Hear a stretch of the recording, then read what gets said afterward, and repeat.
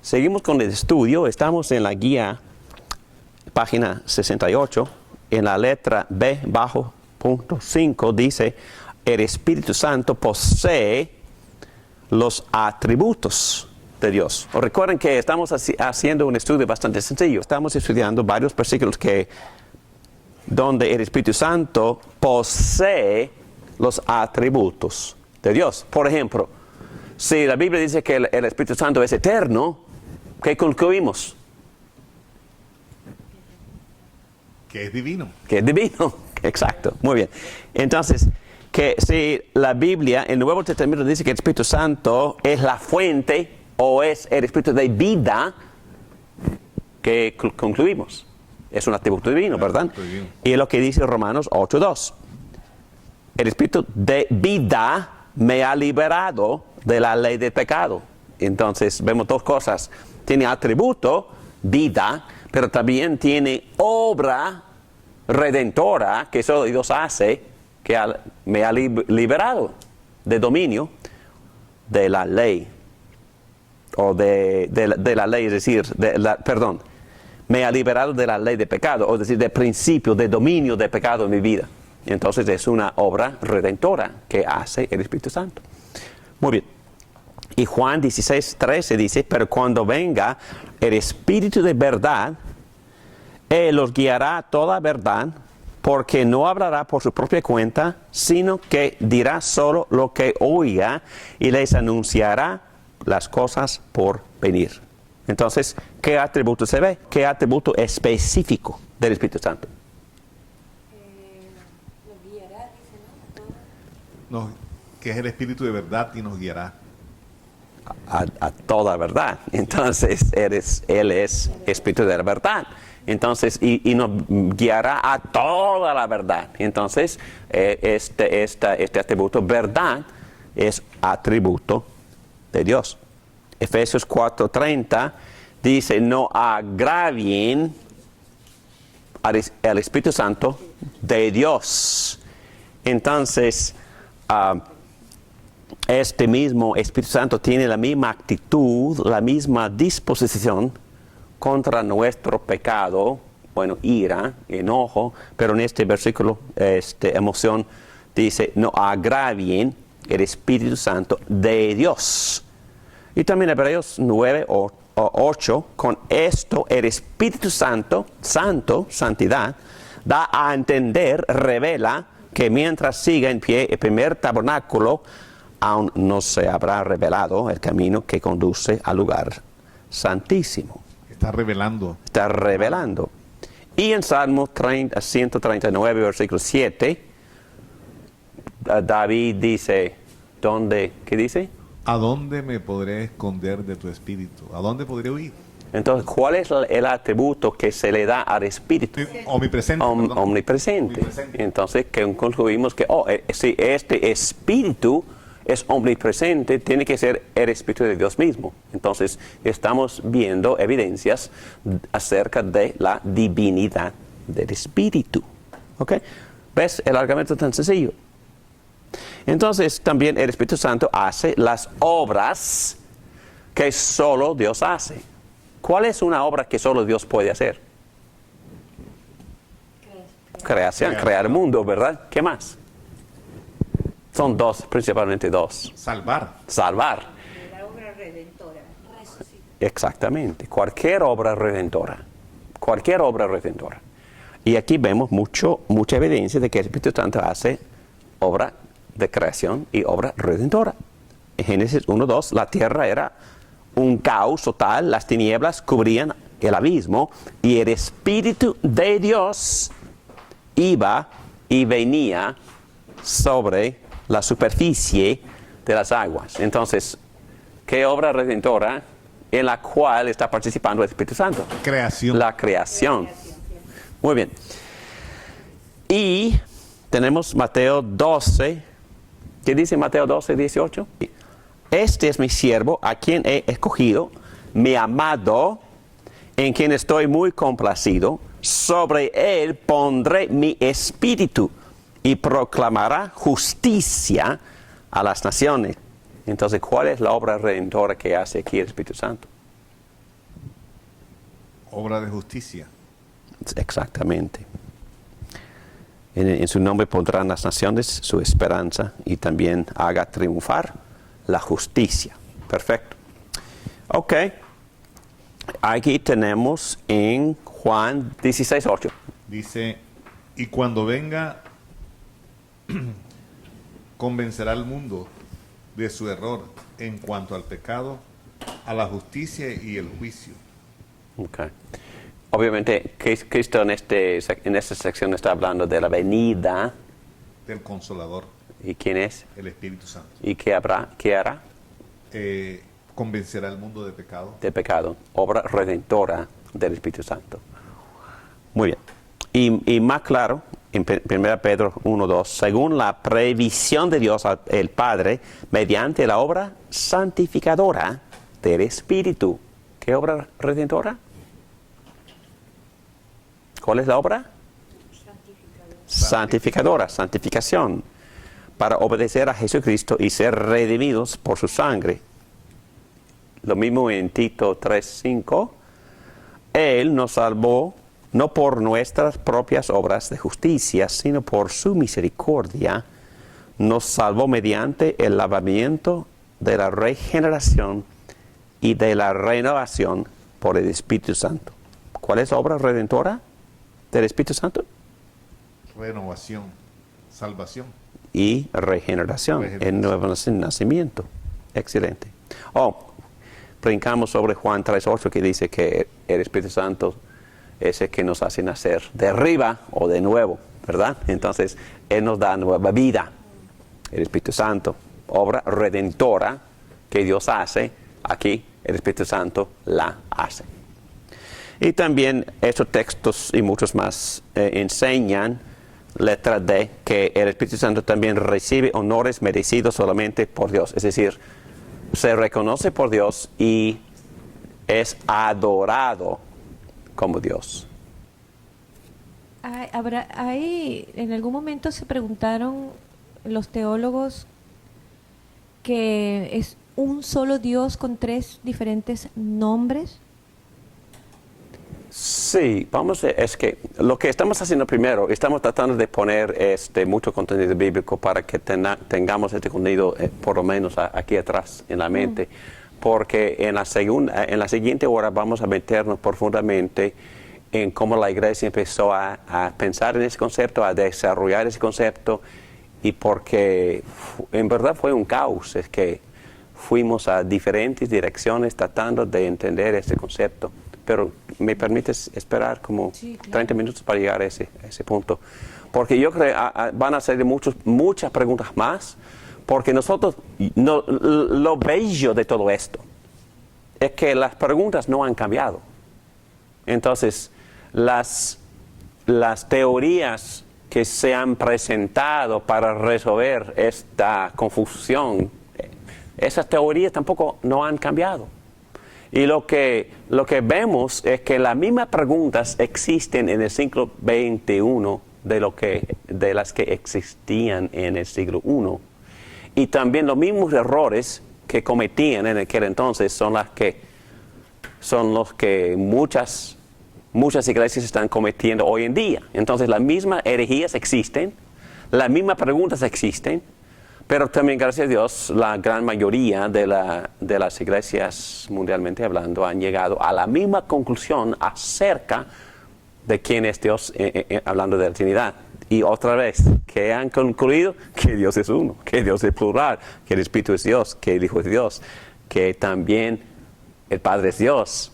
Y son tres en uno, comparten la misma esencia, comparten la misma sustancia, pero son tres personas en un Dios. Entonces, si tratamos de pensar mucho de esto, recibiremos un gran dolor de cabeza. Pero al mismo tiempo, si tratamos de refutar de esto, bueno, en un lado perdemos la sanidad. En otro lado, si negamos la sanidad, perdemos la perdemos el mismo alma. Vamos a seguir luchando, literalmente sudando, porque estas doctrinas no salen de fácil por una lectura ligera. No, hay que profundizarse, hay que examinar un texto con el otro, hay que estudiar lo que Dios está revelando progresivamente en el Antiguo Testamento, y vamos a seguir estudiando lo que los apóstoles concluyeron acerca de la identidad de Jesucristo como divino, como eterno, como Dios mismo. Y entonces los teólogos, empezando al final del primer siglo, empezaron a tratar de poner en ciertos formularios toda esta información bíblica. Y nosotros somos los que hemos beneficiado muchísimo de este tipo de estudio, especialmente en los primeros 4 siglos. Ellos llegaron a muy buenas conclusiones, correctas y bíblicas, y escribieron muy buenas confesiones, tal como Nicea, tal como Calcedón, y entonces estas confesiones son las que usamos hasta hoy. No es decir que sean inspiradas, pero que compilan y expresan muchas profundidades bíblicas de forma precisa y que nos ayudan mucho. Muy bien. Y el último punto que hacemos acerca de esta introducción, donde solo presentamos la información bíblica, punto 6, ¿recuerdan los primeros 5 puntos? Dios es uno, Dios es plural. El Padre es Dios, el Hijo es Dios, Espíritu Santo es Dios. Y ahora, el Padre, el Hijo, el Espíritu Santo, aunque uno en esencia, se relacionan entre sí como 3 personas distintas. ¿Dónde? ¿Alguien me da un pasaje? Mateo. Sí, en bautizo.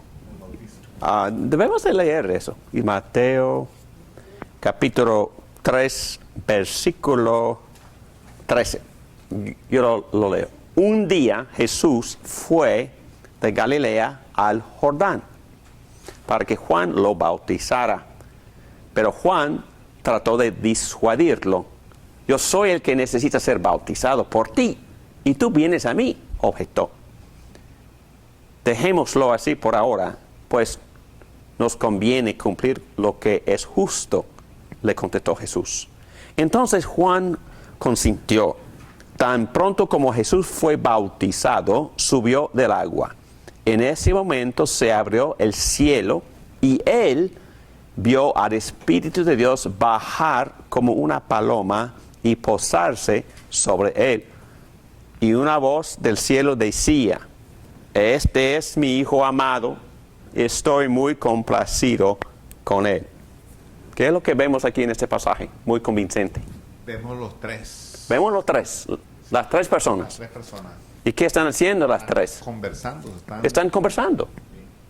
El Padre está hablando. ¿Y qué hace el Espíritu? Baja a ungir a Jesús. ¿Baja de dónde? Del cielo.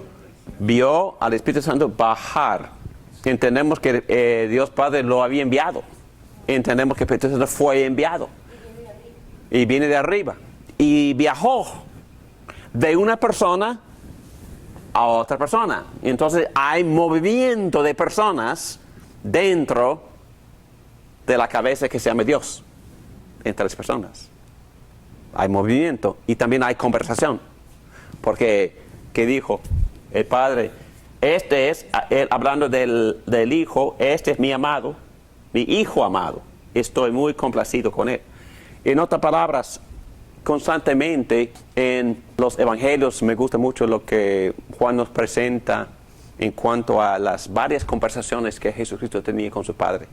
Jesús siempre decía: las palabras que yo hablo son las palabras del Padre. Yo digo solo lo que escucho. Entonces, 2 personas distintas. El Hijo siempre está diciendo lo que el Padre le está diciendo a él.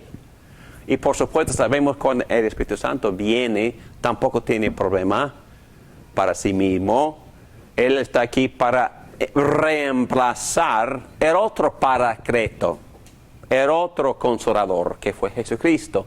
Y ahora está aquí el Espíritu Santo para llevar a cabo el programa de Dios y la obra redentora, aplicárnosla a nosotros mismos, darnos a Cristo mismo.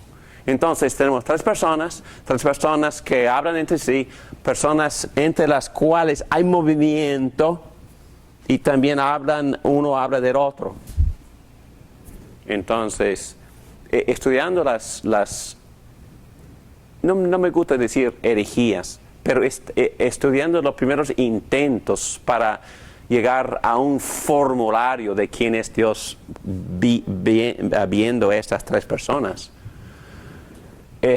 Los que no quisieron aceptar la idea de la Trinidad tenían muchísima dificultad con este pasaje. No pudieron explicar este pasaje. Al ratito vamos a estudiar los modalistas. Los modalistas no pueden explicar este pasaje. Bueno, cuento esto. Es que hay un grupo de modalistas que siempre he mencionado, ese grupo, pero están muy fervientes para evangelizar. No solo evangelizar acerca de Cristo, evangelizar acerca de su modalismo. Y estaban en la casa de la esposa de un anciano gobernante, enfrente de mi casa. Y me llamaron a ir allá para hablar con ellos. En verdad no me necesitaban porque estaban bien preparados para hablar de esas cosas. Y yo les enseñé este texto. Y que no tiene respuesta en mi punto a este texto. Porque en este texto ven tres personas hablando entre sí y hay movimiento entre estas tres personas. Pregunta, comentario. En ese momento, Jesús, cuando estaba bautizándose, él estaba como hombre. Era Dios, tenía la naturaleza de Dios, pero en ese momento él era hombre. Estaba en la tierra. Okay. ¿Y por qué fue necesario que Por eso el Espíritu Santo bajó, el Padre lo reconoció como su Hijo, el Espíritu Santo bajó como Dios también, en unidad, ¿no? O sea... Ok, pero cuidado en la manera en que expresas esto. ¿No era divino antes? Sí era. Era, ok, muy bien. Entonces, la razón por la cual él recibía, yo diría, una medida sin límite, que Juan dice en otro evangelio, porque fue necesario que Jesús recibiera al Espíritu sin medida. El mismo texto que sigue lo explica, ¿verdad? Él dependía totalmente del Espíritu Santo. Siendo Dios y hombre en la misma persona, él dependía del Espíritu Santo para poder predicar, hacer milagros y llevar a cabo todo su ministerio. Por el control, por el poder, por el bautismo, en este caso, por la llenura, porque él recibió sin medida al Espíritu Santo. Se pudiera decir que pura obediencia, 100% obediencia, porque Jesucristo, si hubiera querido, hubiera podido utilizar su divinidad, pero él no vino para eso. Él vino como hombre a cumplir una misión, a hacer todo lo que su padre le dijo que hiciera, o sea, a ser obediente. Definitivamente, y siempre con razón. Y él, según otros textos, se vació, es decir, se limitó a pleno privilegio, a pleno uso de todos sus atributos divinos. Quizás fue otro motivo por el cual dependía del Espíritu Santo. Pero demostró su poder cuando hizo milagros, o sea... Definitivamente, pero empezó a hacer milagros después de este encuentro con el Espíritu Santo. Oh, sí, sí. Y lo interesante es que de inmediato, ¿qué hizo el Espíritu Santo con Jesucristo? De inmediato, y lo llevó ¿a dónde? Al desierto para ser tentado por Satanás. Entonces, sí, con micrófono. Nunca dejó de ser Dios, siempre fue Dios. No, siempre. 100% Dios, y 100% hombre. Exacto, y vamos a examinar herejías que trataron de decir en el segundo siglo que él nació natural, hombre natural, y recibió divinidad después, aquí, en el bautizo, pero no, fue un error, una herejía. Después del nacimiento, en esos 33 años, hasta su crucifixión, o hasta antes de recibir el Espíritu Santo, ¿no tenía el Espíritu Santo? Ok, es incorrecto decir que no tenía el Espíritu Santo. ¿Recibió o no lo recibió? Si yo entiendo el lenguaje que usan los apóstoles, no había tenido antes al Espíritu Santo sin medida. Es decir, hablando en términos sin medida, hablando en términos de ser humano, aun con nosotros, la Biblia habla de dos cosas. Habla de bautismo, es decir, habla de la unificación que hace el Espíritu Santo con una persona al creer, lo bautiza, lo incorpora en unidad con Jesucristo, pero también subsecuentemente a su salvación, a su conversión, también Él puede seguir recibiendo llenuras del Espíritu Santo. Y hasta que la Biblia misma nos instruye, sean llenos del Espíritu Santo. ¿Dónde? Efesios capítulo 5, versículo 18. Eso implica que uno puede andar sin ser lleno. Pero Jesucristo dependía desde este momento para poder hacer sus milagros, para poder levantar a los muertos, para poder predicar con eficacia, también después para experimentar la resurrección. Él hacía todo eso dependiendo del Espíritu Santo que él había recibido sin medida en esa ocasión de su bautizo. Creo que yo siempre me tengo que repetir para no olvidarme que estamos hablando de su parte humana, porque el divino... No, es que en su parte humana es que él, como nosotros, recibe el Espíritu Santo, ¿verdad? Ok. Estamos hablando de dos cosas distintas. Jesús siempre, eternamente, ha sido Dios. Pero también no cometemos el error de olvidarnos de que son tres personas distintas. Jesucristo puede ser divino y humano, dos naturalezas en una sola persona, y al mismo tiempo recibir la tercera persona de la Trinidad. Entonces no es cuestión de era divino o no. Es cuestión de que era acompañado en toda la llenura, toda la presencia poderosa de la tercera persona de la Trinidad. Eso es lo que pasó en su bautismo. Él recibió al Espíritu Santo. Era divino, 100% divino. Pero eso también es una gran confusión también en mi mente. Pero también no se nos olvide a recordar que hay tres personas. Y Él recibió la tercera en esta ocasión. Él recibió la tercera en esta ocasión. Siendo divino y humano en la misma persona, recibió a la tercera persona de la Trinidad. Eso me parece a mí que eso es una prueba de que Jesús tenía dos naturalezas. En su naturaleza humana también estaba, ¿no? Era divino, pero también tenía naturaleza humana porque nació de una mujer. Correcto. No, ese gran misterio. Correcto. De la encarnación. Porque él mismo. Él se concibió, sí, él se concibió una sola persona con dos naturalezas. Exacto. Por la sombra y poder del Espíritu Santo. Uh-huh. Sí, correcto. Pero después recibió la tercera persona. Ok. Estoy tratando nada más ser fiel a lo que dice el texto. Cristo siempre era divino. Él adquirió naturaleza humana en su concepción. en su bautismo recibió a la tercera persona. Pero él también era en su segunda persona de la Trinidad, era divino. Y nada más recibió la obra, la influencia, el poder, la compañía de la tercera persona para poder llevar a cabo su ministerio.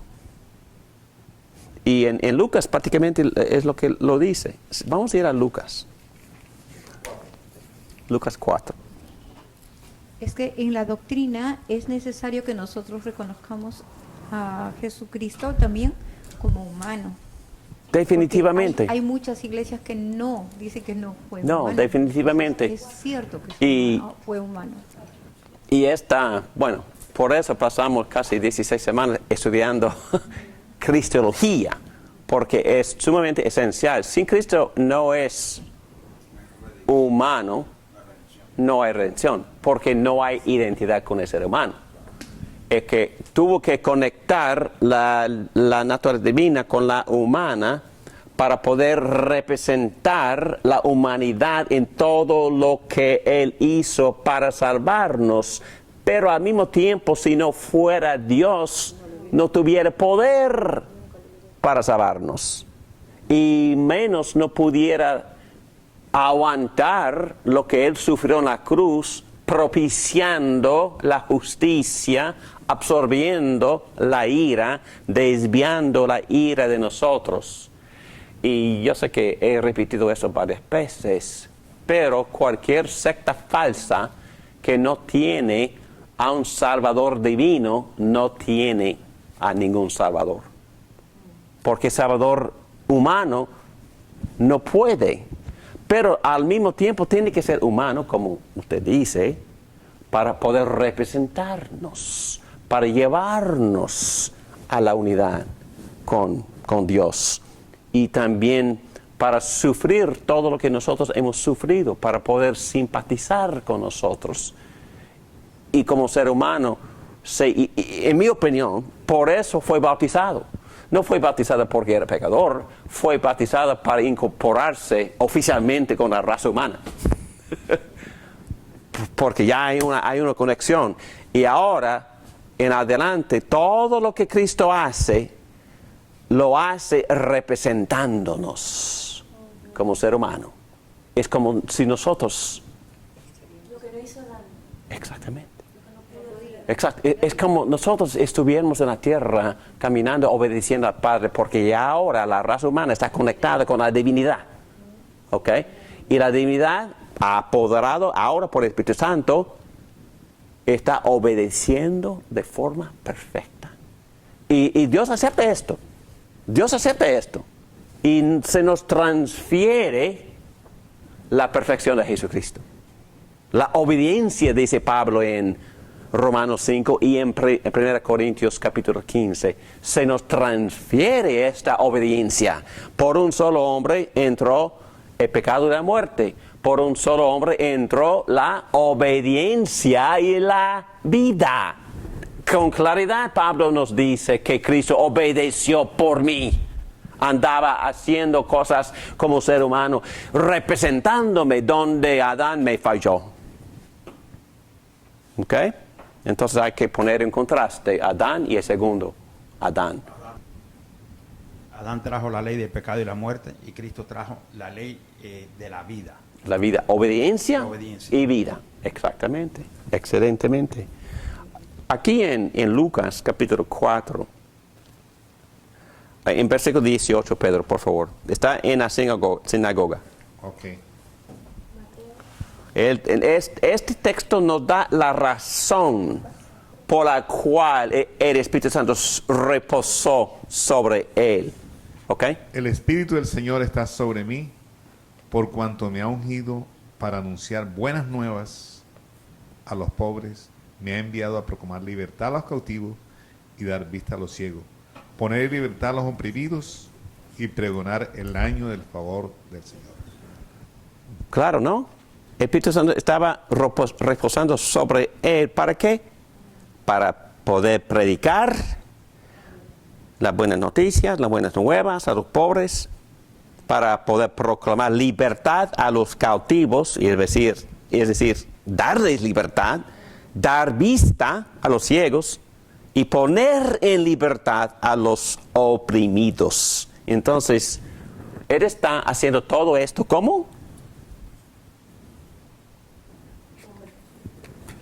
Dice, el Espíritu Santo está sobre mí.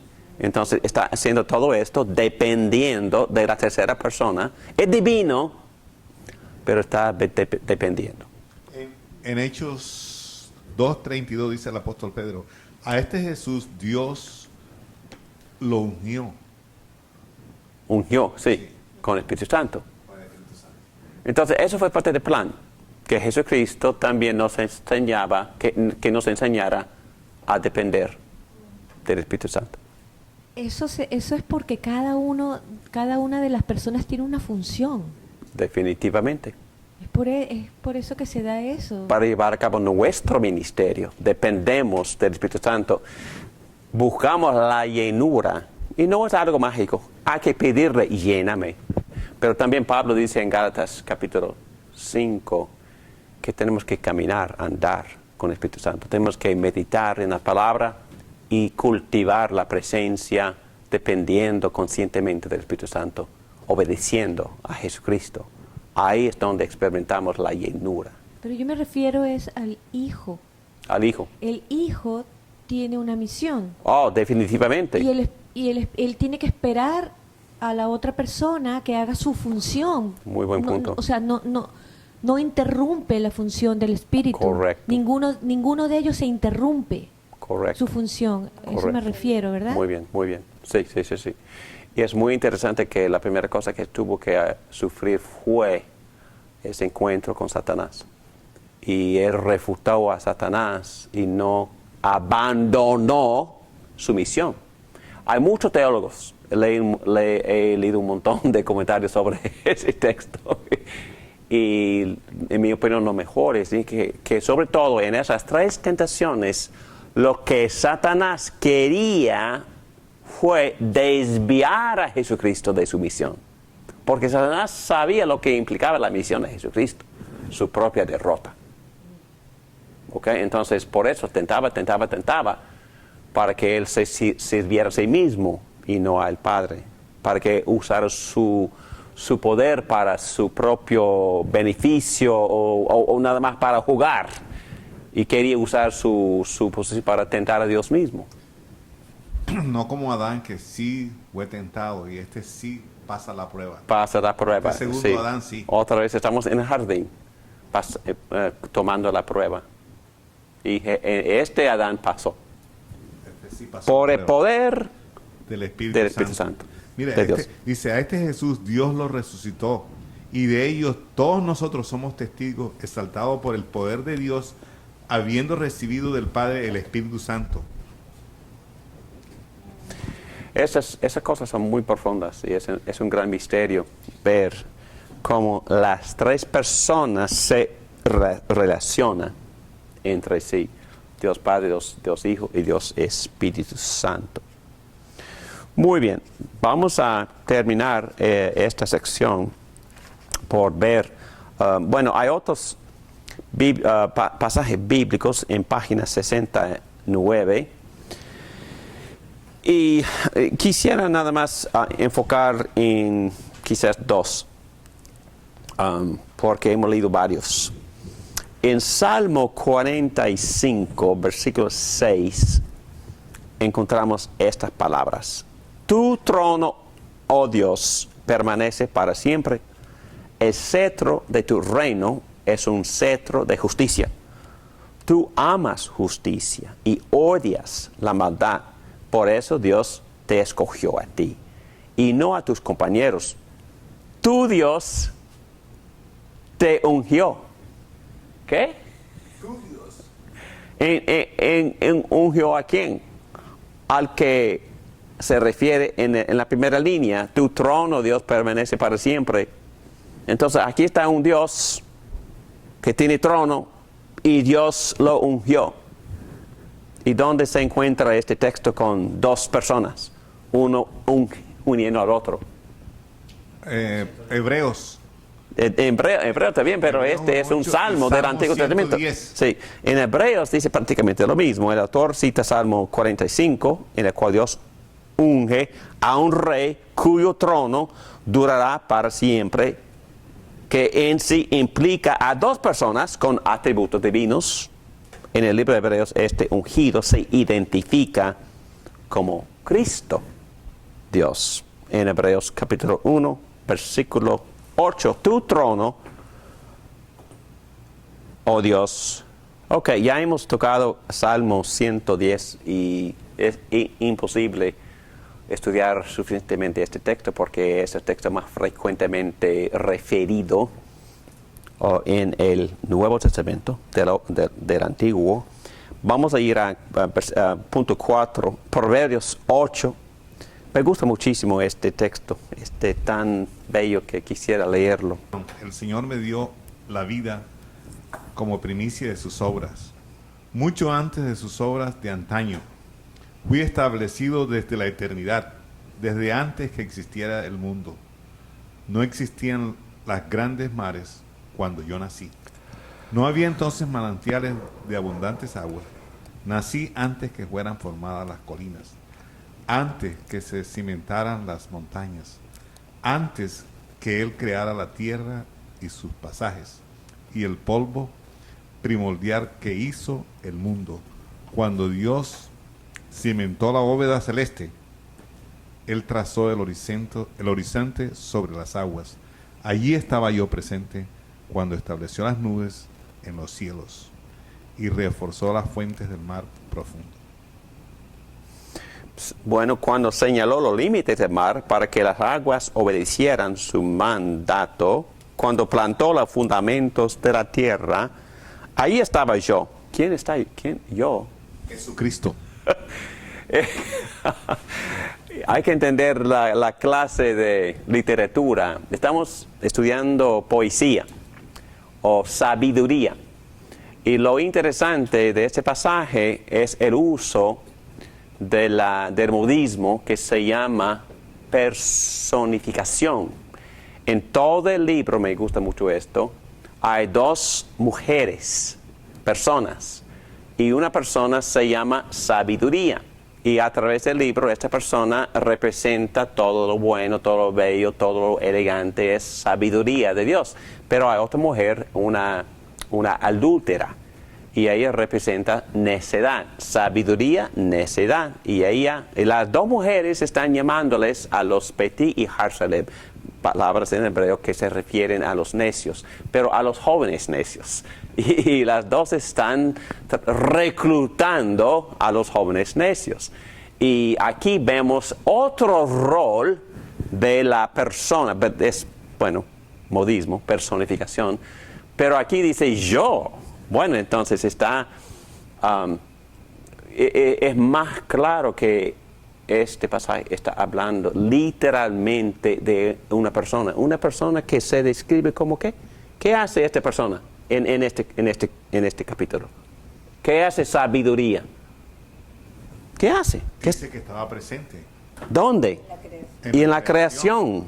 Y como que día tras día me llenaba yo de alegría, siempre disfrutaba de estar en su presencia. ¿Presencia de quién? De Dios. De Dios. Me regocijaba en el mundo que Él creó, en el género humano me deleitaba. En otras palabras, Él participó en la creación y eso se llama sabiduría, que participó en la creación. Y también dice que esta sabiduría deleita en quiénes?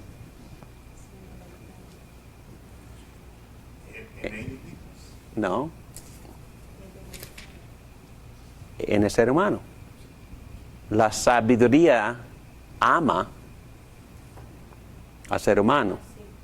Participó en la creación, poniendo los fundamentos del universo, pero también estaba en la presencia de Dios, dice, y también dice que deleita en el ser humano. ¿Qué otro pasaje llega a la mente? Juan 17. Casi dice. Dice, yo te he glorificado aquí en la tierra. He llevado a cabo la obra que me encomendaste. Ahora, Padre, glorifícame en tu presencia con la gloria que tuve contigo antes que el mundo existiera. Ok, entonces en ambos contextos vemos la eternidad de la sabiduría, pero también hay un apóstol que le da otro nombre prácticamente, no es sinónimo, pero casi. En el principio ya existía el verbo. El verbo estaba con Dios, así como la sabiduría estaba con Dios. Y el verbo, era Dios. Y Él creó el mundo. Y Él estaba con Dios en el principio. Por medio de Él todas las cosas fueron creadas. Sin Él nada de lo creado llegó a existir. Wow. Y este verbo en griego se llama logos. Entonces, sabiduría en Proverbios 8, logos en Juan 1, que participó en la creación. Bueno, interesante. Y entonces, ilustraciones, rapidito, porque vamos a volver a tocar estas ilustraciones. Hay muchas que históricamente han sido presentadas para tratar de ilustrar lo que es la Trinidad. Y antes de mencionarlas, ninguna funciona. Ninguna, en verdad. Quizás ayuda un poquito, pero en verdad la distancia es enorme entre estas ilustraciones y la profundidad de la Trinidad. Bueno, una hoja de trébol. 1 en un sentido, 3 en otro sentido, útil para enseñarles a los niños, pero no ayuda. El sol. Y vamos a ver que uno de los teólogos del primer siglo también usó esta ilustración, un cuerpo que manifiesta luz, calor y tiempo. Entonces, Padre, la esencia del sol, quizás luz, Jesucristo revelando el sol, y el calor, una persona siente el sol, ok. Pero no es exactamente lo que es la Trinidad. El agua, sólido, líquido, gas, ok. Psicológicas, entonces ilustraciones psicológicas. Puede ser. La complejidad de la mente, porque el alma dialoga consigo misma, ¿verdad? Argumenta consigo misma, se hace preguntas y las contesta. Y a veces queda como observador neutral del diálogo. Entonces yo puedo dialogar conmigo y luego puedo juzgar el diálogo, pero no soy Trinidad. Bueno, personalidad corporal. Bueno, se puede argumentar que una identidad de grupo, identidad de familia, tiene partes y una sola unidad. Ok, quizás ayuda. La oración es que ayuda más, porque Cristo mismo, la unidad de los discípulos es parecida, dice Cristo, a la de la Trinidad. Ya no voy a estar por más tiempo en el mundo, pero ellos están todavía en el mundo y yo vuelvo a ti. Padre Santo, protégelos con el poder de tu nombre, el nombre que me diste, para que sean uno, lo mismo que nosotros. Y en versículo 21, para que todos sean uno, Padre, así como tú estás en mí y yo en ti, permite que ellos también estén en nosotros, para que el mundo crea que tú me has enviado. Yo les he dado la gloria que me diste, para que sean uno, así como nosotros somos uno. Yo en ellos y tú en mí. Permite que alcancen la perfección en la unidad. Y así el mundo reconozca que tú me enviaste y que los has amado a ellos, tal como me has amado a mí. En otras palabras, la unidad de los discípulos no es ontológica o de esencia, pero Jesús mismo sugiere una analogía de unidad entre los discípulos y la Trinidad. Y Adán, la raza humana. Y sabemos que la Biblia divide la humanidad en dos razas. Una raza unida a Adán y otra raza unida a la segunda Adán, que se llama Jesucristo. ¿Me entienden? Y todos, y Pablo dice que todos pecaron en Adán. Dice también que todos nos consideramos justos en el segundo Adán. Entonces aquí vemos, no es Trinidad, pero vemos una unidad compuesta de individuos. Y la Biblia trata a la raza de Adán como si fuera una sola entidad. La Biblia trata a la raza que se encuentra unida a Jesucristo como si fuera una sola unidad. Hasta que esa raza unida a Jesucristo también se llama novia. Singular. ¿De quién? De Jesucristo. ¿Para qué? Para unirse finalmente una vez para siempre. Sin perder la entidad divina y humana, pero se unen eternamente. Entonces hay ilustraciones no exactamente iguales, pero quizás ayudan un poquito, no mucho, porque la Trinidad es un misterio bastante profundo, incomprensible. Otra vez para terminar esta sección, ¿cuál es el valor de la Trinidad? Que explica las actividades de Dios como antes de la creación, porque Dios siempre ha existido. Recuerden que también hablamos del amor. Si no hay Trinidad, no hay amor. ¿Por qué? Si no hay Trinidad, En ellos se expresa el amor, entre ellos. Entre ellos. Infinito. Y la Biblia dice que en 2 veces de que Dios es amor. No tiene sentido. Relacional entre los tres, ¿no? Entonces Dios es una relación. Dios es una comunidad.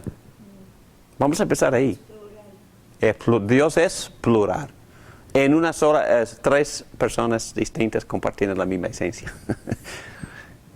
No es posible pensar en una propiciación si no se hace en términos de un Dios trino. ¿Por qué no? ¿Me entienden? Porque era necesario que Dios se convirtiera en hombre. Dios mismo preparó el sacrificio. Sí, y Dios mismo se propició a sí mismo. Sí. Porque solo Dios puede satisfacerse a Dios. No había otra forma. Muy bien, qué bueno.